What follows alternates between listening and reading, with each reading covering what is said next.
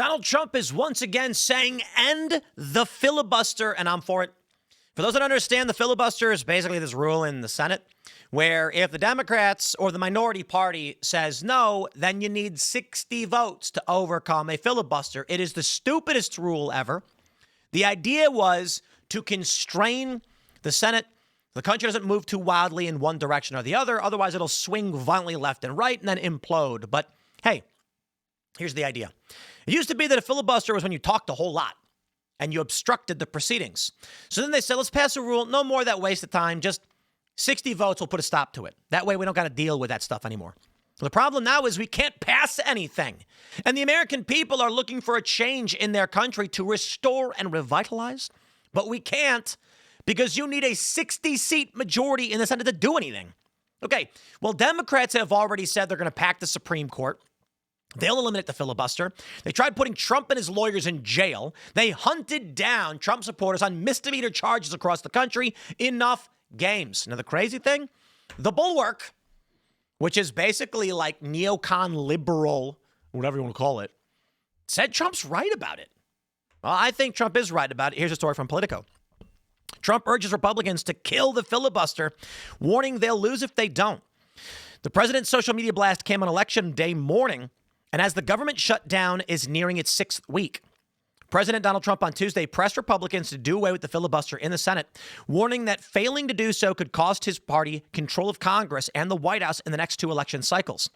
The Democrats are far more likely to win the midterms in the next presidential election if we don't do the termination of the filibuster, the nuclear option, because it will be impossible for Republicans to get common sense policies done with these crazed Democrat lunatics being able to block everything by withholding their votes. Trump wrote in a post on Truth Social. For 3 years, nothing will be passed and Republicans will be blamed. Elections, including the midterms, will be rightfully brutal. If we do terminate the filibuster, we will get everything approved like no Congress in history, and he's correct. The post comes on Election Day morning as voters in Virginia and New Jersey are set to decide 2 hard-fought gubernatorial races. And on day 35 of a government shutdown, that more Americans blame on Republicans than on Democrats, according to an ABC poll last week. I don't care about these singular polls, mind you, but it does seem to be that most people are blaming Republicans. The Senate's filibuster rule requires 60 votes to bring legislation to the floor and for passage, something both parties have contemplated doing away with in recent years, given the chokehold effect on lawmaking in an era of intense partisanship and narrowly divided government. Senate Majority Leader John Thune quickly dismissed Trump's proposal on Monday, telling reporters the votes aren't there.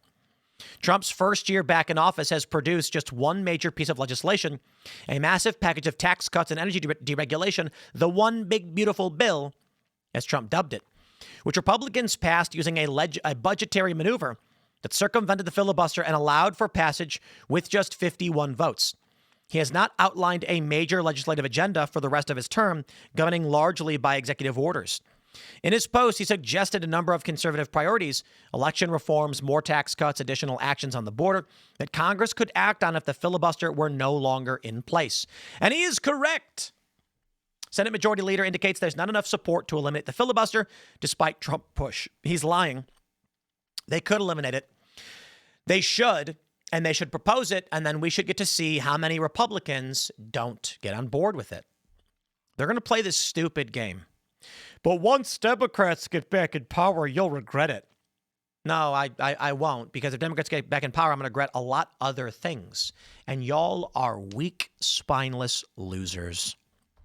Well, President Donald Trump is pressuring Senate Republicans to nix the filibuster. John Thune said during an interview on Fox News' Guy Benson show, they simply aren't the votes.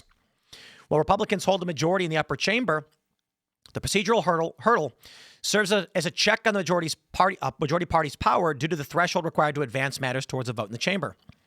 Thune suggested that there's likely no more than 10 to 12 of the 53 GOP senators who would vote to eliminate the filibuster. Bring it on!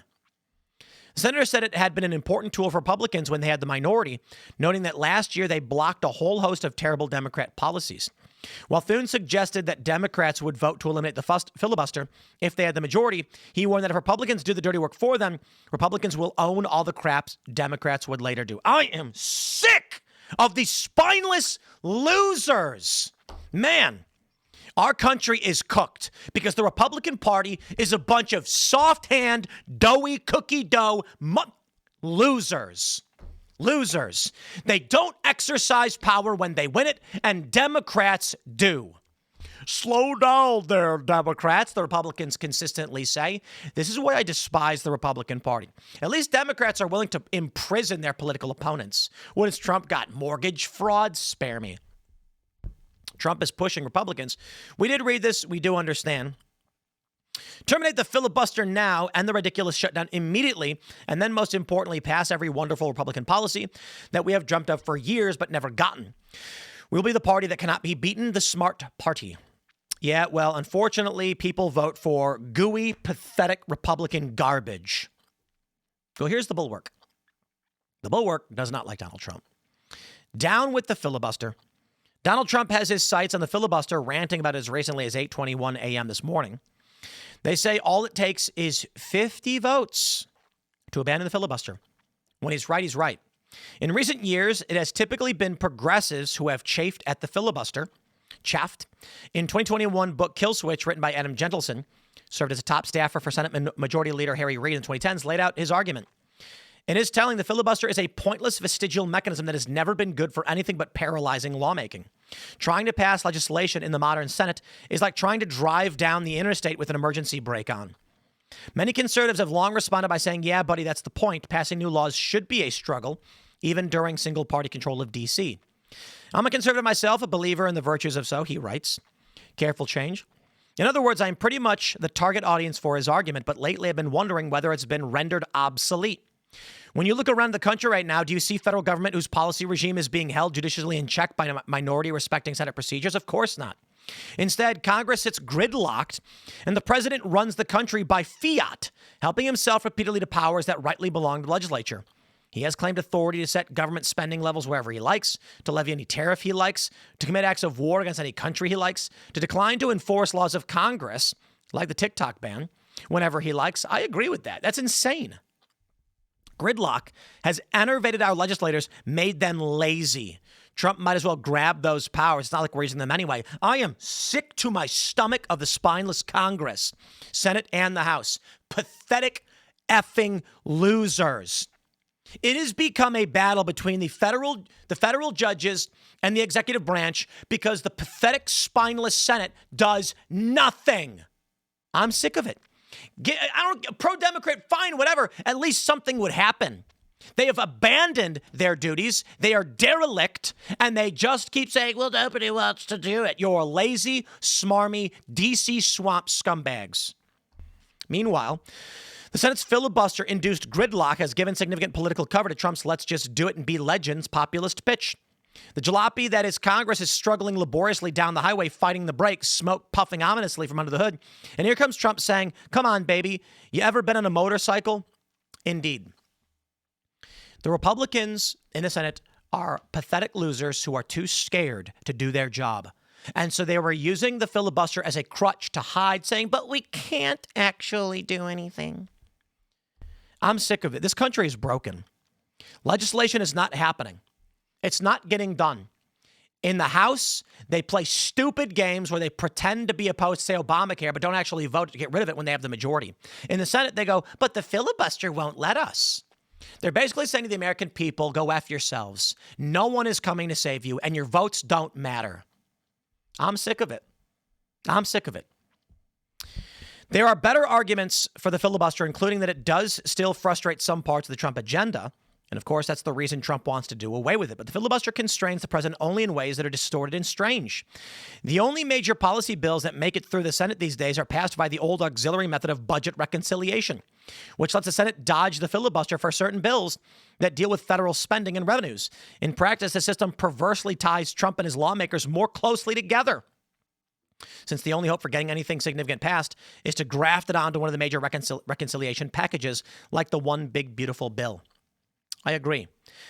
In a fight between Trump and John Thune, I'd take the Thune side 99 times out of 100. But when it comes to the filibuster, Thune is a general fighting in the last war.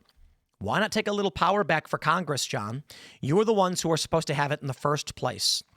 Indeed. And here we are. Republicans won't do it because they're spineless losers. And they're going to pay the price, but they don't care. They want Democrats to win.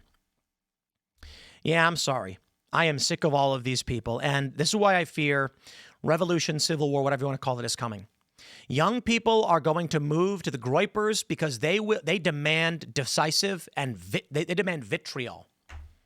They are done with this pathetic, spineless, well, slow down there, Democrats, that the Republicans offer.